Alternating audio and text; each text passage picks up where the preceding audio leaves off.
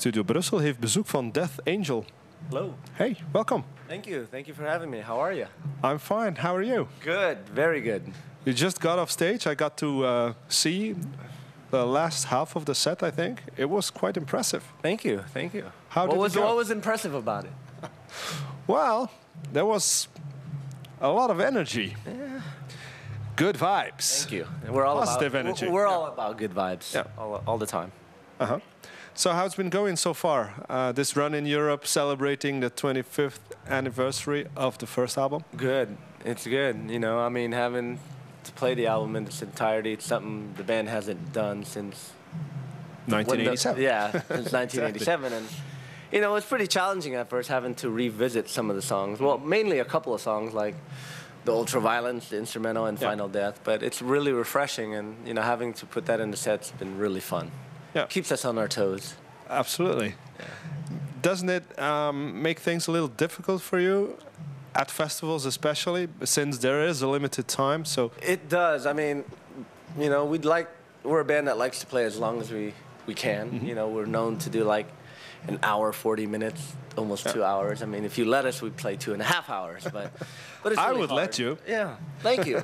It's really hard. I mean, but our main purpose is just to do the Ultraviolence in its entirety. So, I mean, they gave us 55 minutes, and that's 5 minutes, a little extra, so we threw in Heaven and Hell while we're there. I was going to say that. You threw in a little Sabbath there. What was the idea behind that? Because it was quite surprising, to be quite honest. Well, we've done it before on our headlining runs, and it was Exodus inspired us to do it. Last night we played with them in Lyon, France, and they were like, "Why don't you play Veil of Deception? Why don't you play this? Why don't you play that?" Well, like, you know, we're out here, we don't play the Ultraviolence, and they were kind enough. We're gonna cut 2 songs from our set. Oh, really? And we're gonna give you 8 extra minutes, so you better do it. So last night we played Veil of Deception and Heaven and Hell, and we decided, oh man, that was fun playing Heaven and Hell. Let's do it for Graspop, so we did.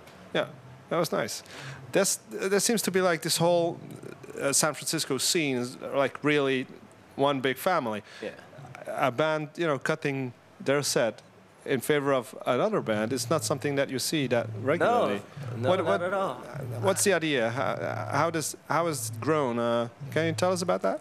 It's, you know, where we're from, everyone supports each other. You know, I mean, back in the day, everyone was going to each other's shows, having a good time, and, you know, then over the years, we were just supporting, you know, everyone. And, you know, it was really cool of Exodus to do that. Not many bands do it, so they're just one of those bands. Go ahead, play a little over, and it's a family thing, you know.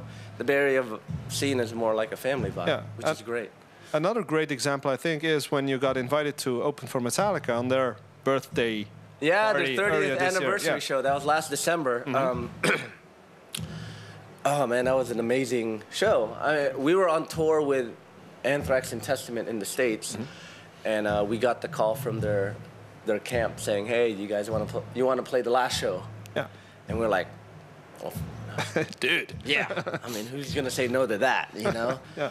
But we did play it. It was in the Fillmore in San Francisco. It's a very known venue, and it was just to their fans, and it was an amazing show. I mean, the way they treated us, their fans, and the whole night was spot on. It was great. I mean, we had a good time. You could tell, I mean, Metallica, you know, we had a good set. And when Metallica went on stage, it was no lights, no pyro. They just went up there, just a bunch of guys. "Hey, hi, how you doing? We're the house band tonight." And they ripped through their set.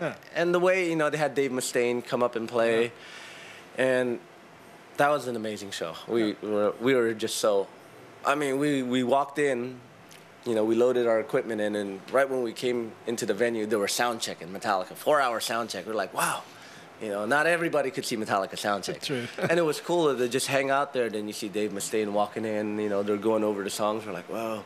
Then later on, you see Ozzy and Geezer, like, coming in for sound check. It was an amazing night. Yeah. All right, cool. Thank you for sharing that experience with us. Thank you. We'll let you go so that you're in time to see Exodus. Exodus goes on at about, what, 6 or something?